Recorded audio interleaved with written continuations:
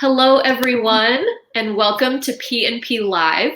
My name is Brittany Kerfoot, the Deputy Events Director at Politics and Prose Bookstore, and I just want to thank all of you for joining us tonight. I know we got a bit of a late start, but thank you so much for being flexible and hanging in there with us. It's going to be a great event. A couple of things to go over before we begin. At any time during the event, you can click on the green button below to purchase tonight's book straight from Politics and Prose's website. We're currently offering $5 shipping on all orders, so you can add as many things to your cart as you like. So feel free to stock up on all your quarantine needs. Our physical stores are all closed, but we really rely on your online purchases so that we can keep bringing you programming just like this. Also tonight, you can ask either of our speakers a question by clicking on the Ask a Question button, and it looks like some of you have already done that, which is great. You can also read other people's questions and vote on the ones that you want to hear the most, and that way our moderator can read the most popular questions first.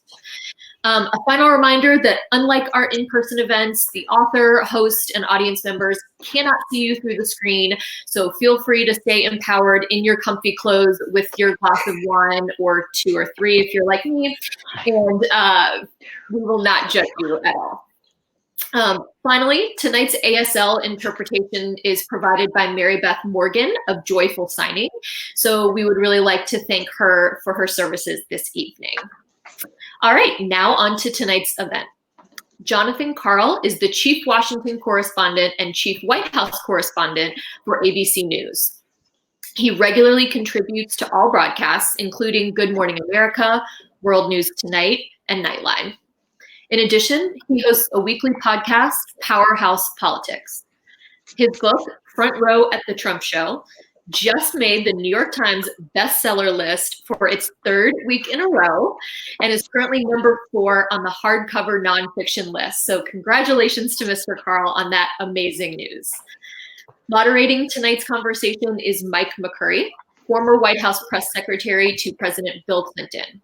He is also a distinguished professor of public theology at the Wesley Theological Seminary in Washington, D.C. So now it is my absolute pleasure to welcome to your screens Jonathan Karl and Mike McCurry. Hello, everybody, and it is great to be with all of you tonight.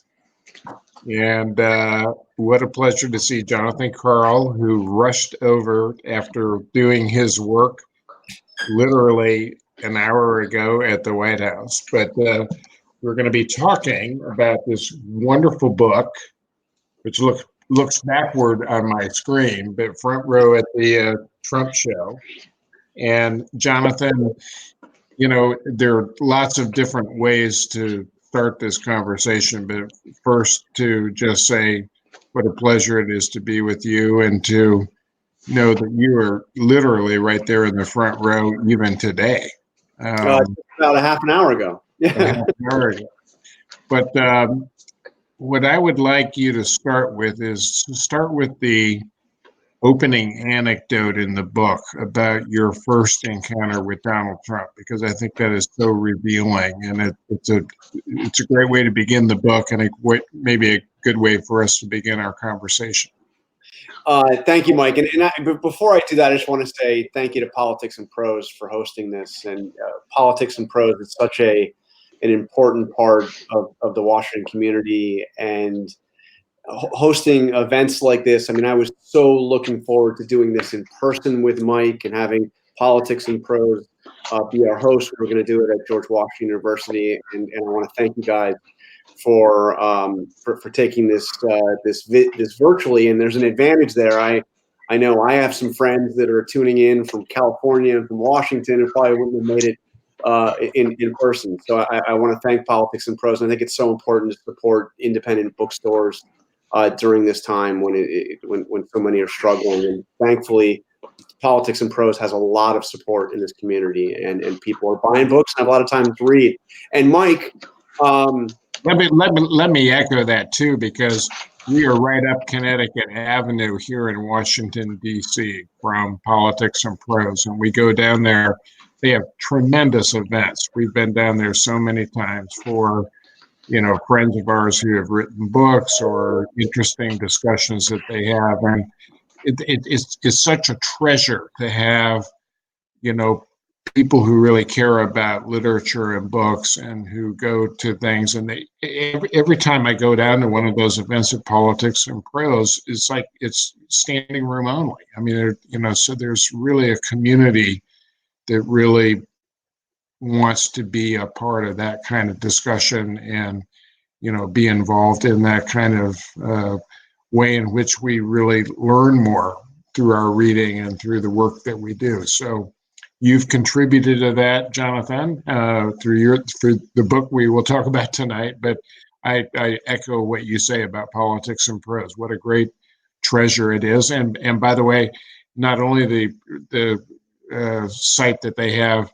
at Connecticut Avenue, but they've got this other one, great one down at the Wharf, which I've been to a couple of times. Maybe you've been down there too. So and the Union Market as well. Yeah. And these Politics and Prose is a treasure, and independent bookstores across the country, whether it's Powell's out in Portland, the Strand in New York, Little Mitzi's in Rapid City, South Dakota, where my mom lives. These are national treasures, and I think it's so important to support them during this incredibly difficult time to stay in business. And then secondly, I just wanted to say, Mike McCurry, you were the first White House press secretary I ever had a chance to ask a question of. I've now you remember the question? We just got a new one. I don't know if you saw. We just got a new one down there at the White House, but you were the very first one, and I remember being somewhat in awe of you. Even as I was trying to ask you hard questions, I was in awe of you. As really, I mean, I still think, in my experience, the best guy ever to hold the job. So you always took it seriously. You took the question seriously. You felt the responsibility to be truthful, even when you had to do some spinning for the boss. You knew where the boundaries were, and that's later in the conversation tonight. But my argument would be that job no longer exists. And let's talk about that later. But I want to get to the book. Okay, so you asked about the opening anecdote, and I'm going to answer it by talking about the closing of the book, where I hearken back to the open. So, as I was finishing up this book, I got summoned to the Oval Office. It was a story I didn't write about at the time. Described for the first time in this book. It was the president wanted to see me and my two fellow leaders of what we call the executive committee of the White House Correspondents Association. But what he really wanted to do was to complain about a story I had done.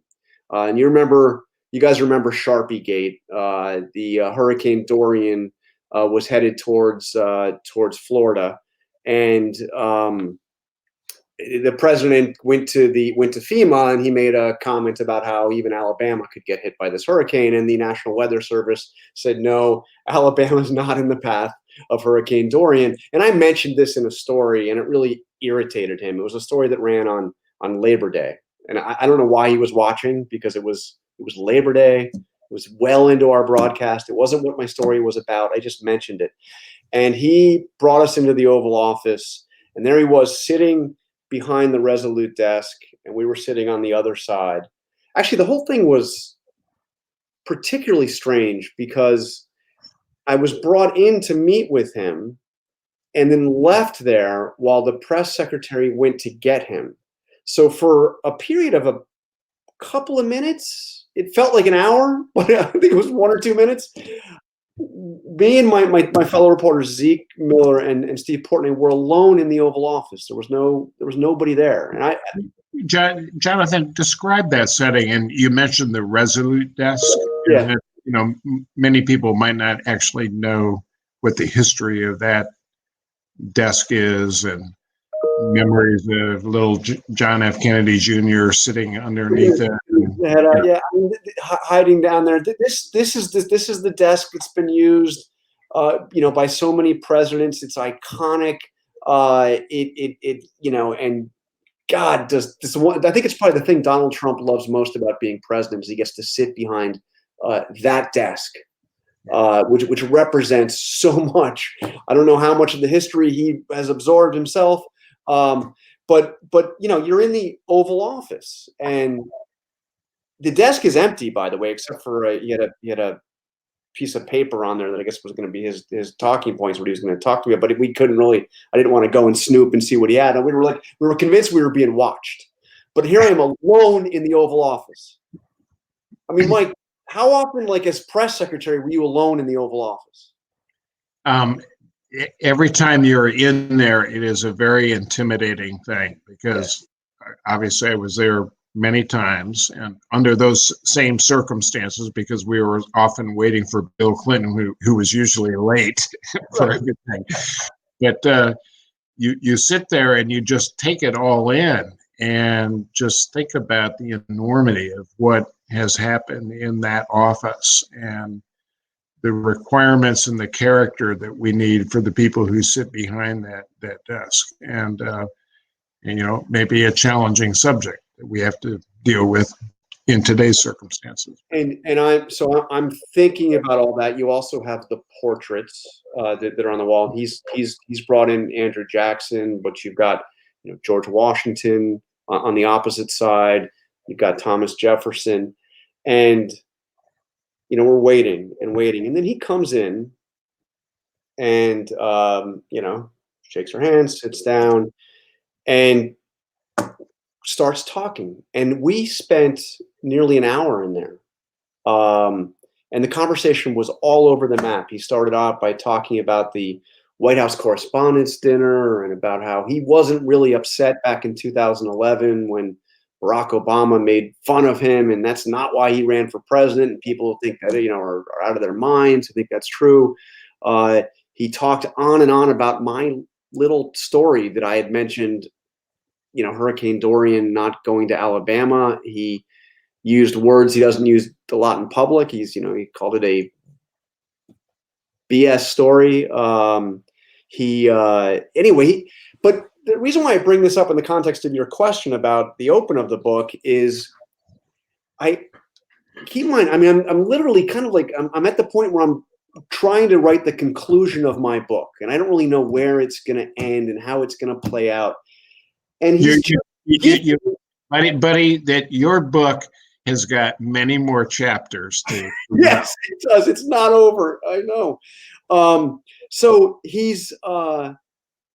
I'm seeing him sitting at the Resolute desk and all that it represents, and talking to me, and I couldn't stop thinking of the time that I first met him, which was 1994 in Trump Tower. And it was a crazy story. I recounted it in the book. I don't need to go into all the details here, but it was basically I cold called him. I looked up the phone number in the phone book for the Trump Organization, and I asked for Donald Trump, and I got his secretary, and I said, I want to pitch a story to Donald Trump. I pitched it. He called me back within an hour. I was a nobody. I was a reporter for the New York Post who had been on the job for about 6 months. I had never met Donald Trump. I was not known by Donald Trump. But he saw that I had a story that he liked, and he's like, come on over. And this was the same guy. This is the same guy that I'm seeing behind the Resolute. And I just couldn't. This photo's in the book. By the way, Mike, one of my favorite parts about the book is the photo section. The photos are terrific. And this is the photo that was taken at that meeting.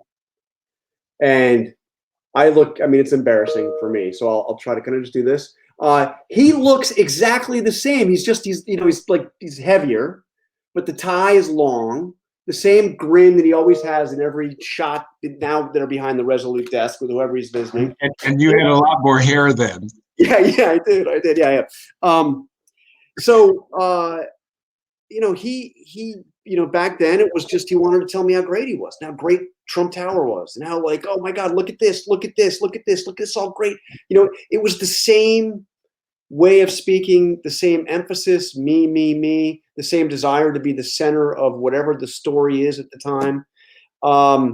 And the same desire to make you feel great, because even like when he's complaining to me, and he was bitterly complaining in this meeting in September, by the end of the meeting, he was like, "This is great. Thank you for coming.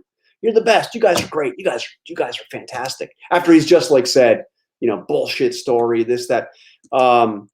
So it's just fascinating that, what I write in at the end is how I had no idea that this guy would go into politics, let alone become president of the United States, that the journey that he would go on would bring him to the White House, and that the journey that I would be on would bring me to the White House. Yeah. And at that moment, be the president of the White House Correspondents Association facing Donald Trump as president. And that's kind of the arc of the book. I tried to do, Mike, is there have been lots of books about crazy things that have happened at the White House, and there's lots of crazy things that have happened at the White House in this book. But first and foremost, I wanted to describe this journey of going, knowing him 26 years ago, encountering him again as he was, before he started to run for president, and being like the one reporter that he really had this long-standing previous relationship with. So I wanted to tell that story. I wanted to show people what it's like, whether or not whatever you think of Donald Trump, this is a wild story. And I wanted to tell that story. I'm watching our interpreter here, and the sign language for bullshit is something that I will remember. But let me go back a little bit, because the context of this and the role, there is a thing called the White House Correspondents Association. You've been the leader of that. I think you're either the president or the co-president or the previous president of that. But how does the press corps at the White House organize itself when you have been declared the enemy of the people and you are at war with the president that you're covering, which you are? Yeah. So and this is where I start, because as a reporter, at least for me, and I know many of my colleagues, the core of your being is you are not a partisan player. That you are equally tough and fair to everybody you're covering, and that your own opinions, and everybody has them, every reporter has them, everybody's got opinions, don't matter. And that you can kind of play this role of being, I don't know if truth teller is the way to put it, because you're truth seeker, more accurately. And I have friends of mine in the press corps who don't even vote because they don't think it's right to take a side even on election day. Now, to me, I think reporters are American citizens and we have a responsibility, and I think we actually should vote. But it's an actual debate, and there are a lot of reporters who don't even vote. And of course, people are always complaining about media bias, and there is media bias, and I'm not denying that. But the core of our being and what we try to do is to be fair and objective and seek truth wherever it goes, whatever our opinions are. And to try to do that in a White House where the guy you are covering, where the president of the United States has declared you an enemy of the people, a traitor to your country. And I go through some of the other insults. He's called me just in the past couple of weeks, a wise guy, a third-rate reporter, I'll never make it. He's got insults for everybody, but he uses generic terms for the press, enemy of the people, disgusting liars. They make stuff up all the time, fake news. These get to the core of what we're all about. And the instinct as a reporter is to fight back. And today, at today's briefing, I finally blurted out in the front row. I couldn't frankly help myself, Mike. But the president was going on about testing. And he said, the fake news, if we, 350 million people, if we tested everybody in America 3 times, the fake news here, you'd be saying, why aren't there 4 tests? And I just I just blurted out. I just said, "That's not true, Mr. President." Yeah, you kind of lost it. Yeah, And and I don't like that. I mean, that's not what we're supposed to do. That's not the job. But well, why not? Why well, not? In the circumstances in you're the in, circumstances we're in, I felt it was entirely appropriate because I finally I mean, are you out of your mind? I mean, you can't just say stuff that is completely and totally false about. I mean, and I know it's false because you're talking about me. You're talking about us. So, it's a challenge. But what I've tried to do, and what I really tried to do with this book, is to keep the judgments aside. I do make a very strong judgment in the end about what I believe is a war on truth that has been waged by this president. But in telling the story and telling what's happened, I want somebody who comes to this country 20 or 50 years from now and wants to know, what was that Trump thing all about? I want them to be able to pick up this book and say, oh, I think I kind of get what that was all about. So it's not a screed against Trump. That's not what I wanted to do. And I don't believe that's our role. But when the president says real news is fake, when he says that a free press that is the cornerstone of our democracy, one of them, is traitorous, that needs to be corrected and that needs to be opposed. right, but you get my point that it means that you are on a war footing, and the predilection of the White House press corps and all journalists is always to say, look, we're not here to make news, we're here to cover the news, and we are not participants in this story. And I think that's not the case anymore. I think it's now that you are active ingredients and participants in this combat that is very important. And it is very important that at the end of the day, someone wins the case, that the free press and the things that we cherish about the First Amendment wins at the end of the argument, and that we don't have how do we do it? Lie to us. How do we do it without I mean, I firmly believe, and I write this in the book, that if we appear to be part of the resistance or the opposition to this president, that seems to be our main motivation, our main goal, then we failed. I disagree with that. I think you're in warfare now, and you're going to have to be combatants, and that is a very, very uncomfortable role. For every journalist I ever know, people who have devoted a career like you have to being impartial, trying to report the truth, trying to just kind of record what's happening and give the story to the consumers of the information that you provide. But we're in different circumstances now, and it's a very troubling time to think about how do you rearrange this very adversarial relationship. Look, I was a White House press secretary. I had lots of back and forth and certainly did combat with the White House press corps on a daily basis, but it was amicable at the end of the day, and that we all had some commitment that we wanted the truth reported because we thought the truth was good for us, that we thought we were doing a good job. And reporters wanted to report the truth because they were committed to providing that kind of information to their readers, their listeners, their viewers.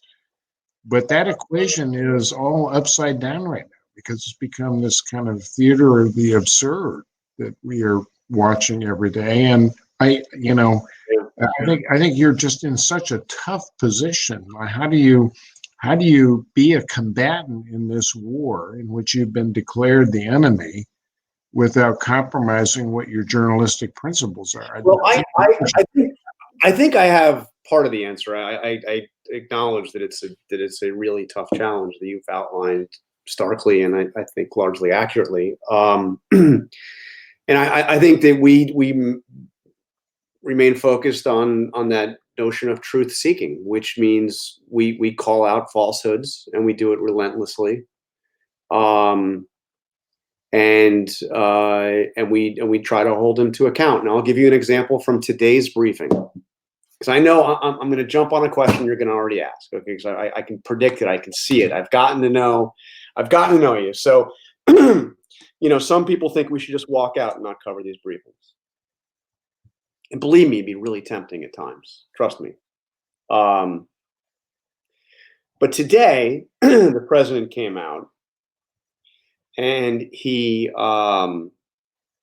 accused the Washington Post of making up a story, essentially, of wildly misquoting Dr. Redfield, the head of the CDC, who said in an interview that was published in the Washington Post yesterday that the coronavirus could come back. It could be more difficult in the fall because you could have a confluence of the seasonal flu and a reemergence of the coronavirus hitting at once, completely overwhelming our medical system. And he said, the president said he was wildly misquoted, and then he brought Dr. Redfield up to the podium to have him correct the record. And Dr. Redfield didn't repeat the accusation that he had been wildly misquoted in this story.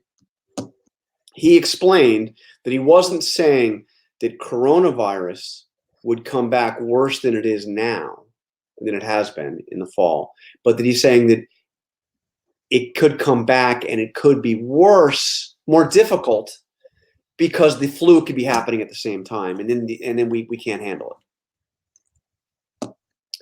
And while this was all going on, I've got the Washington Post story on my, I'm looking it up, see, because I knew the story we reported. It was a very big story yesterday. It's a very interesting quotes. I asked Dr. Birx about what Redfield had said yesterday at the briefing, and I read and I said, wait, a follow up, because the president brought Redfield up, had him do his thing, and then started to move him back to the seats. And before he could sit down again, I said, wait a minute, I got a follow up for Dr. Redfield. And he said, well, okay, and he lets him come over towards the podium. And I read back the exact quote. And I said, that's what the Washington Post quoted you saying. Is that what you said? And he gave me an answer. He said, effectively, I do think it's going to be more difficult. And I said, but no, to be clear, the Washington Post did not misquote you, did they? And he came to the podium and he actually said the words, no, the Washington Post did not quote me inaccurately. Right. So I think that's an important exercise, okay? I think it's important to be able to call out the president of the United States. I'm not his political foe in this little drama that this played out, but I am advocating on behalf of the truth. And what Redfield said to the Washington Post is what he said to the Washington Post. It was an important interview, and it was 100% accurate. And the president's trying to tell the world that a newspaper made something up, which is not just an attack on the Washington Post, it's an attack on truth. It's an attack on he wants, in a circumstance like this, for people not to believe what they see with their own eyes. And that's a problem. Because if you erode the notion of truth, you've come into this relativist world where there's no real truth. It's wherever your party, whatever your politics are, then there's no hope for having an effective democracy and overcoming the serious differences that we have in this country. If you can't agree on truth and what truth is, you're done. So that's why in that moment I did that. I think it was a good thing that I was there, and I think that if I had walked out, I wouldn't have done that. The president would have had the show to himself, and he would have said what he said, which wasn't true, and would have maybe fooled a lot of people, and maybe still fooling a lot of people. But I think our job is to stand up and to try to correct the record to the best that we can. All right, let me ask you another question about a subject dear to my own heart, which is the interaction between the press corps and the White House day in and day out has, over many, many decades, depended on having someone who stands up and is held accountable. Usually it's the person that we call the press secretary to the president, but sometimes other people who come in to do what are called briefings, and they the press corps gathers and they get to ask the questions that they have. And that process has been largely discontinued. I think we've gone a year now in which there has not been a regular briefing by the press secretary. Now, part of that is because the president is doing his own press briefings day in and day out, which, some might argue, well, why have some spokesperson out here if you can get the real thing here? But talk a little bit about the White House briefing, what the environment is like for that, what the value and the utility of that is, if you believe that is the case. Mike, I remember one of the first times that I came into the White House during the Clinton period, and it was I don't know if you remember the time. It was early 1998. Do you remember what was going on? It was kind of a if you want to put blowjob and White House in the same sentence, you can do that, but please don't. I won't. But I remember what you looking did. to see how that gets signed. That is kind of interesting. But I remember, you had a practice which your predecessors had and your successors had for some time, which is in the morning, the reporters at the White House would make their way from the briefing room up to what we call upper press, which is where the press secretary's office is. And it's a nice office. I think it's the third largest office in the West Wing behind the president and the chief of staff? Yes, and one of the only ones with a operating fireplace. Yeah, real fireplace. So you can have a fire going. You can burn documents, I guess, but that's a whole different thing. So, but the reporters would all kind of come to your office, and we'd squeeze in. Helen Thomas, who was still there, would sit.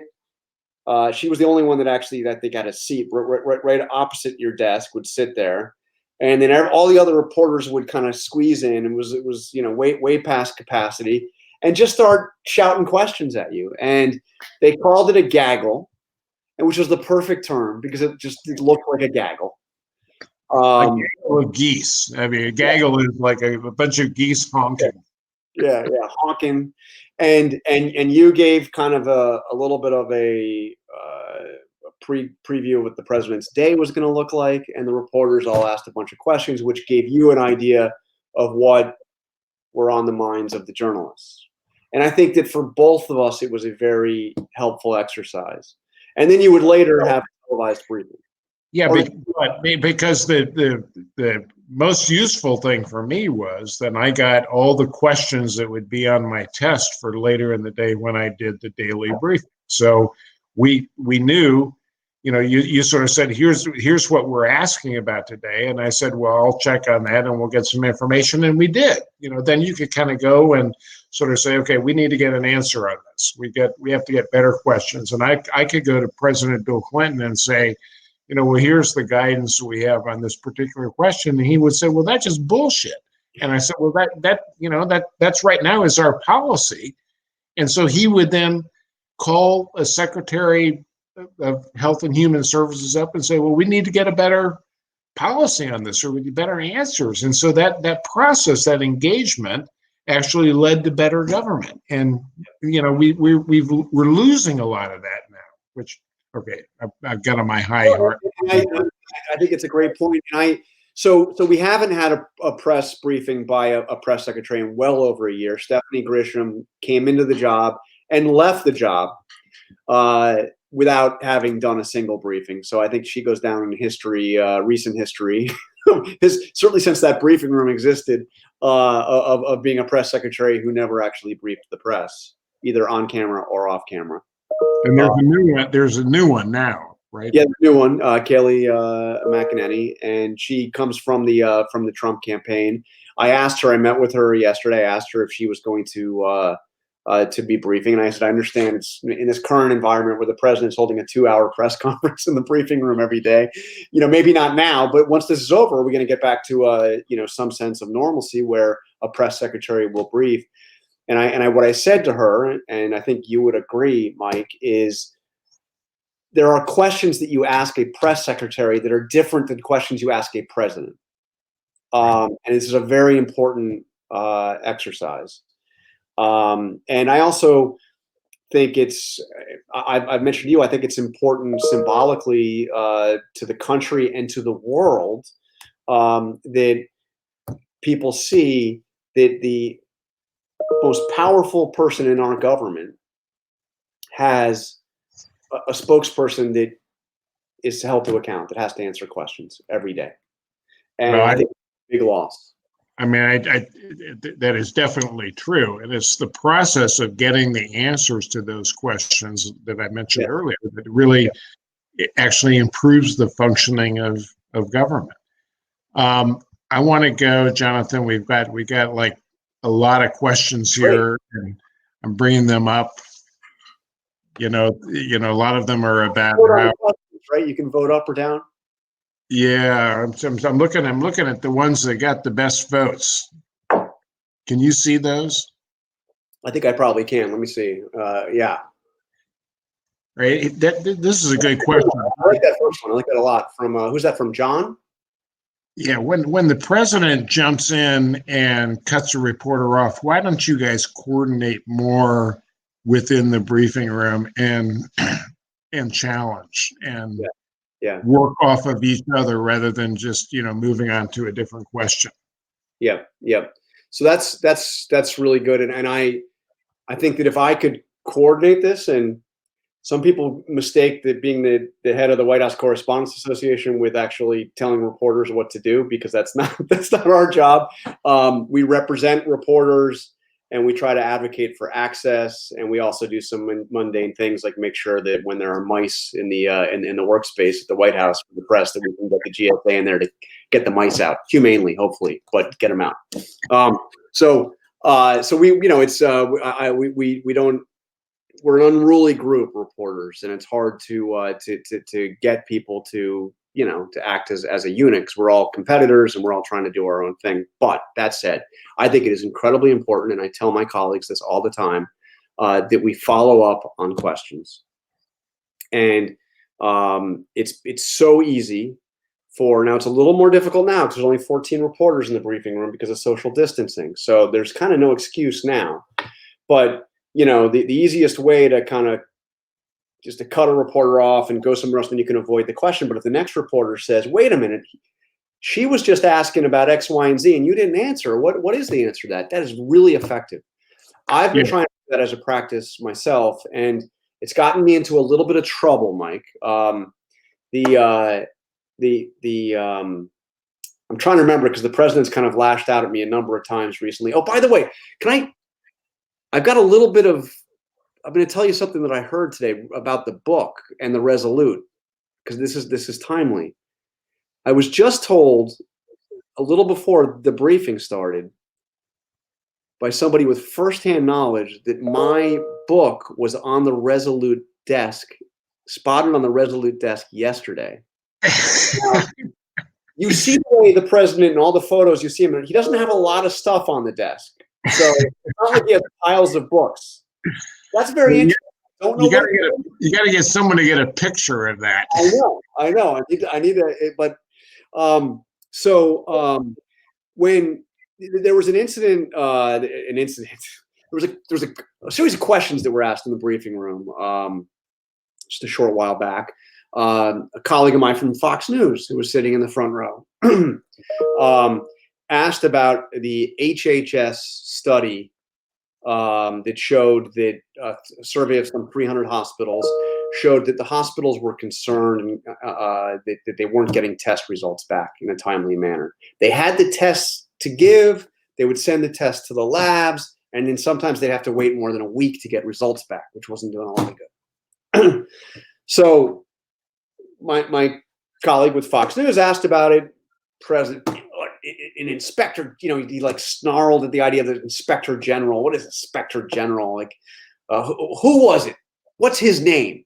And the reporter didn't have the name right at her fingertips, and he just rolled over her and went on to another question. So of course I'm quickly looking. I didn't have the name on top of my head either, but I'm quickly looking to find the inspector general's name.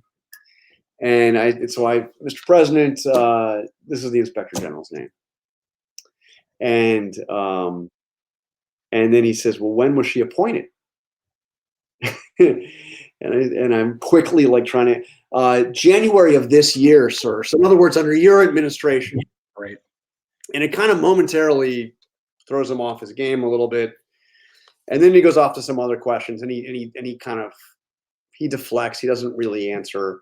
And then he comes back at me hard a little while later. He says, oh yeah, but when did they come into government? I was like, well, under the previous administration, they worked under the previous administration. And I tried to get it, just like Fauci, just like Birx, just like Admiral Giroir. They all were, it's called career government employees. This is, these are. She was a civil servant that went back to the George Bush administration, I think. Yes, the Inspector General for HHS goes back to 1999, I believe, right? Well, no, was it? I think appointed under Clinton and then served through all of Bush. Is that what it was? Something like that. But that's what got the president to, call me a third-rate reporter and tell everybody I was never going to make it. But I was following up on a report on a very good question from a Fox News reporter. There was another time where I was following up on my colleague with CBS News, and today I asked about the head of the federal agency that is in charge of vaccine, of developing the vaccines and distributing vaccines, who is now saying that he has been removed because he raised questions about hydroxychloroquine. And the president was like, I don't know what you're talking about. I've never heard of that before. And then fortunately, my colleague from NBC followed up and said, well, what about Dr. Fauci? Does he know about what happened here? And then my colleague from CBS said to the president, but wouldn't you want somebody who has spent their life developing vaccines to be on the job? Wouldn't this be where? And so you saw some good follow-ups, and that's the most effective moments in the briefing room. So I like the question. I appreciate the question. It does not happen enough, and if I had my way, it would happen all the time. Yeah, but I think it's a really, really important question. Do you feel like when you're in that band of warriors in the press briefing room, are you starting to feel like you need to really collaborate more and work with each other and, try to follow up on questions, and rather than let, look,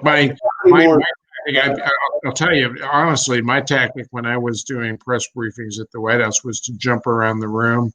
And, if I got into a tight spot, I'd call on Japanese television that would reliably ask a question about the dollar-yen ratio or something. So you could change the subject. But are you dollar, didn't you? The what? You believed in a strong dollar, right? Yeah. But I also believed in changing the subject when I could. Yeah. Well, look, we got a lot of great votes on the questions coming in, but one of the ones that we've touched a little bit about that, these briefings that the president is doing in lieu of any kind of traditional press briefings. He goes out there and he's available, and he's out there sometimes for 2 hours every night, like it was tonight. Do you feel like some people are saying that those are more or less his new version of a campaign rally, since he can't do campaign rallies in person? And do you feel like then you're just a prop in a campaign rally, or, are there serious things that can get done in those settings, or is he using that environment for his own political purpose? questions? And I think it's a good question. I see Elizabeth has said, is he using more of a campaign rally to disseminate information, and how's this going to serve him come November? And I think it's interesting that there have been stories about Republicans kind of like trying to tell him to knock it off, because I think they must not think it's going to serve him all that well. These are not rallies. He tries to treat them like rallies, but he does have to face questions. And even if he is avoiding the questions, he is, it's clear what's going on. But I will tell you, I think that they have, it depends day to day. But some of these have looked indistinguishable from a political event. And the one that reached the point of absurdity was when he played that video. He played a video that I was just kind of dumbfounded. The question I came up with, just where was this thing? Who produced this? Because it was a campaign product. And he acknowledged that it was produced by his staff at the White House. So you had a double whammy here. You had playing a political document video in the briefing room, which you're not supposed to do politics from that podium, and you knew where that line was. And you could get in trouble for crossing that line. Even I remember even Sean Spicer would kind of refuse to answer questions about a Senate candidate because he thought he'd be violating the Hatch Act, government employees doing politics on government time. But there was no, it was made here. And it was a video that, showed a series of Democratic governors praising him, selectively edited clips of people, of reporters on television and Democrats on television to make them look bad. It was a classic, campaign job. And I wasn't watching at home, so I don't know exactly what was going on, but as I understand, some of the cable networks were hastily trying to get off the live coverage and move to something else while this was playing. But the other question, the related question here is, should the networks be carrying these live? Yeah, Claudia, this is Claudia's question. Yeah.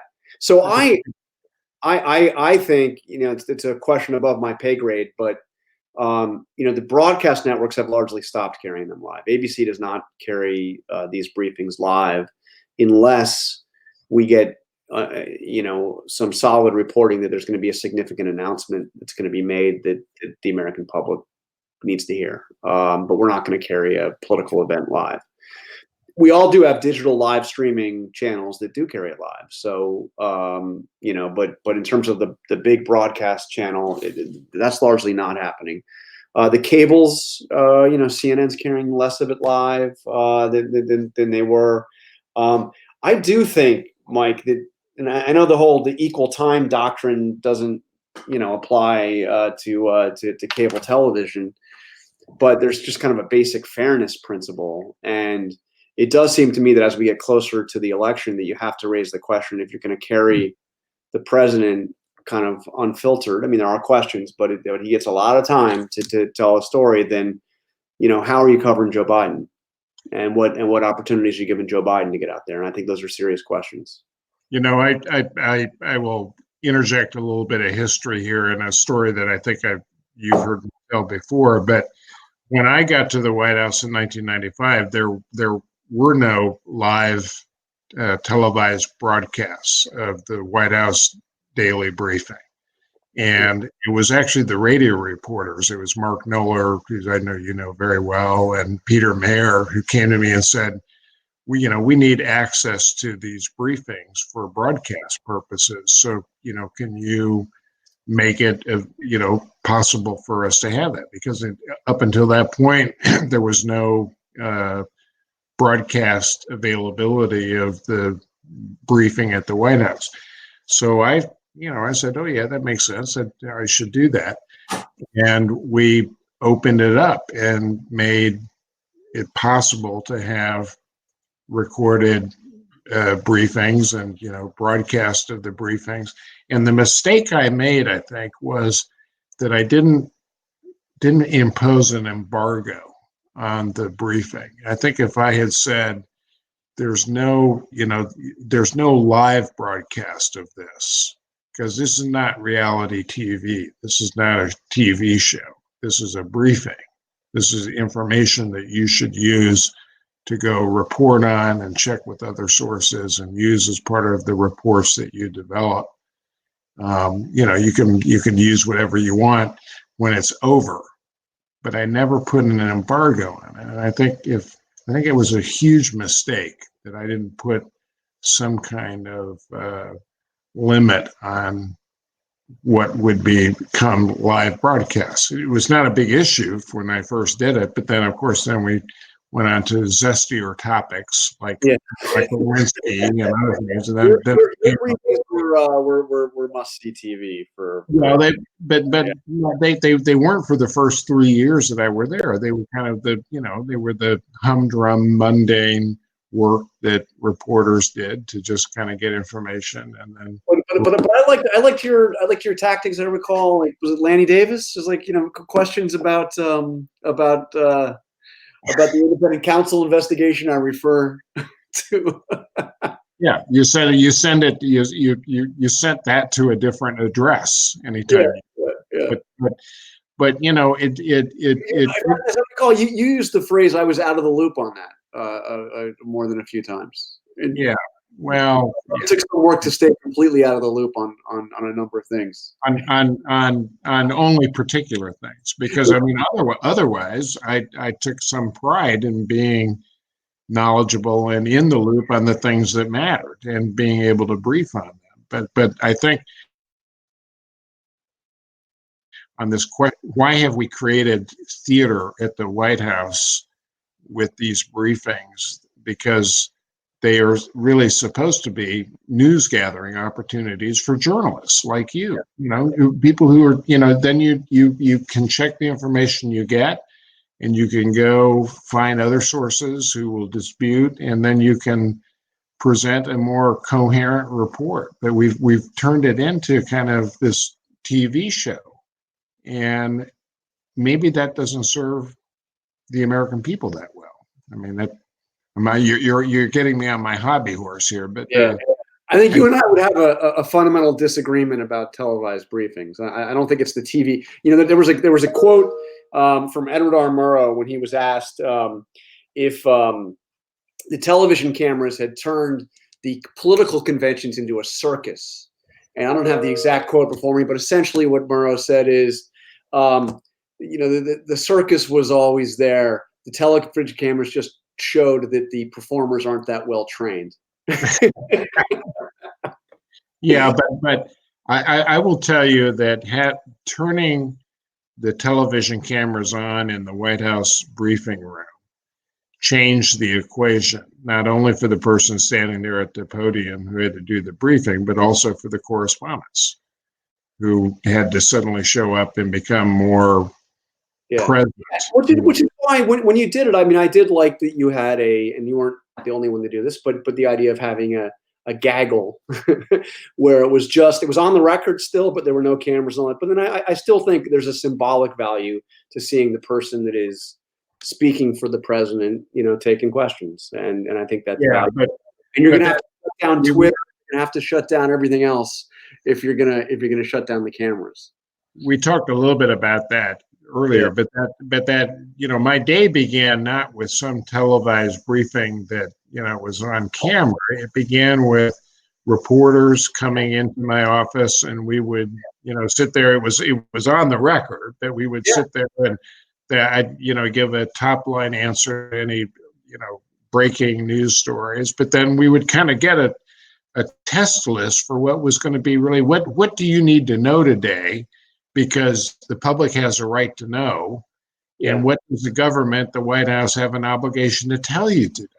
Because we have an obligation to provide public information, and that was the equation. The equation was the public has a right to know, and the government has a responsibility to tell. Duty to respond. Has a duty to respond to these questions. This isn't just reporters asking the questions. This is people didn't. The readers and the viewers and this is the American people. I mean, we're not just like. I mean, I'm not like because I've got some weird curiosity about what's going on. I mean, I'm a reporter, and people get their information from me and my colleagues. I'm looking at our list of questions, and this is one that kind of rises to the top. What's the current mood of the press corps at the White House? I mean, you guys frustrated? Do you get, what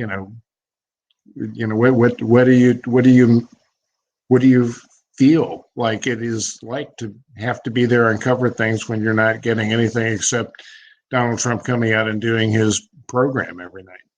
Well, look, the whole situation is surreal right now, and it's not. Let me put aside the Trumpiness of it for a second. It's just you gotta. When we come into the White House, first thing you get before you get to the gate is a temperature check, and then you go through the gate, and then you get to the briefing room, and there's another temperature check. Timed somewhat before the briefing. You go in, the place is empty. It's one of the hardest things that I've had to do, the hardest thing maybe as White House press secretary, is to try to figure a way to ensure that the White House press corps could cover the president, but do it in a way that was responsible and safe in the midst of a pandemic. And that has meant doing something that is contrary to our core beings as reporters. We usually fight for more access, more reporters. And we had to dramatically say, I mean, don't come to the White House unless you absolutely have to. Take turns. We have rotations. There are now only 14 reporters that are in that briefing room at any given point. We did that so that reporters can be as close as to be as close to compliance to the social distancing guidelines that the CDC has put out. And we've said usually that place is packed with people even when there's not a briefing. People are hanging out in the using it as kind of an office. They don't have an office there. It's like, stay away unless you have an absolute purpose to be there, or you're going to be one of the 14 that is asking questions, or one of the handful of photographers that are there. And we also limited the television cameras. Right now, one network is shooting everything. Do you know how hard it is? You know how hard it is to get all the networks to share video of not just one pooled event like in the Oval Office, but everything on the White House grounds now. There's one network shooting everything, and it's shared with all the networks. So it is kind of it's a strange time, and everybody, there are hand sanitizers all over the place. We're, we got the Purell dispensers all over, and it's. I remember after when 25 years ago this week, the Murrow building was blown up in Oklahoma City. And I remember in the aftermath of that, the Secret Service came and recommended that we move the press corps out of the briefing room that you guys use and set up a facility over in the old executive office building across the way, and kind of remove that because they were concerned about the proximity of having people coming in and out of the White House. And thank God actually President Clinton said, no, we're not doing that, because we can't shut things down and turn this into some kind of, compound. Yep. Because this is the people's house, and it belongs to the people, and that we've got to, we have to continue to kind of create some opportunity for people to feel like they've got folks that can hold accountable those who are in power. And that, that's exactly the role that you've been playing and what you write about in the book. So, and what I really try to explain in the book, I try to give people a window into what it's like to be there and to work there, and to describe the geography of the place, the interaction with the characters, the people who work there. It's very tight quarters. That blue door you see behind the podium in the briefing room, you could take 25 steps and you could be at the door to the Oval Office. 25 paces away from the Oval Office. If you go right out that door, take a quick left, you see the colonnade, the iconic, Rose Garden colonnade. And I describe a scene in the book. We don't have time now to get into it, but it's this wild scene where I, go out because there's a huge news about to break on North Korea. And I'm going up to see the press secretary, but I turn to my left and I see in the colonnade, there's Trump, and he's standing there with Pence. And he sees me look, and he calls me over, to that colonnade. And I'm like, I'm trying to get information out of him. And that colonnade, you've seen all those pictures, Kennedy walking down, all those shots. That wall is the wall to the briefing room. I mean, people don't realize it's right. I could knock on that wall, and reporters in there would hear me. And nobody knew, and everybody's scrambling to find out what this big news is. And I'm sitting here with the president and the vice president, and by the way, not really getting any information, but getting some insight into the way he was thinking about things, and how he operates. And I try to just to describe those scenes. I think it's so incredibly important that there is a press corps that is there in the president's house. This is the home of the most powerful person in our government. And a bunch of grubby, rude reporters go to work there every day. And that's a damn good thing. I mean, that's an important thing. I mean, if they start pushing us off to another building or somewhere else, I think that's a terrible, that would be a terrible thing. You're exactly right. On the flip side of that equation, from my perspective, you just described the role of the press secretary exactly correctly, because that little office in the West Wing at the White House has got the press secretary has a back door. And just like you said, if you turn left and you go down 75 feet, you're in the press briefing room with the reporters and all the people who are covering the White House. If you turn right 75 feet away, you're in the Oval Office with the president. And that the role of the press secretary, I think, is to be right in that equation, balance between both of those important factors, the president making decisions and the press corps holding the president and the people at the White House accountable. And we have got to get back to that. Now, I don't think we're going to get back to that in the current environment, the current president and the current White House. But we need to hold accountable the people who might get elected to be president, who will come and serve after Donald Trump, to restore some of that balance in that equation, because it's really fundamental to democracy at the end of the day. And that is maybe the way to conclude, because that's what you write about in this book. And it really is a terrific read for people who, want to know more about what it's like being there in the front row at the White House. Well, thank you, Mike, and thank you again to Politics and Prose for hosting this. And I'm looking forward to the day that the doors will open again at Politics and Prose, and we can walk through and see the books and go to some great events in person, because it is it's an awesome place. That's right. And you can still order books virtually online from Politics and Prose. So there's one right there. Look at that. that green button. That's right. All right. Well, thank you very much for everybody for participating in the conversation tonight. It's been a great conversation with Jonathan, a great book to read, and we will turn it back to our friends at Politics and Prose. Thank you. We just want to say thank you so much to Mike and Jonathan. I know it was a crazy night for you, Jonathan, but thank you so much for making the time and rushing back to do this. We have 600 people watching this right now, so it was definitely worth it. And like they said, please press the green button below. Purchase this book from Politics and Prose. It's such an important book, and something that is going to become more and more important as we go along and get closer to November.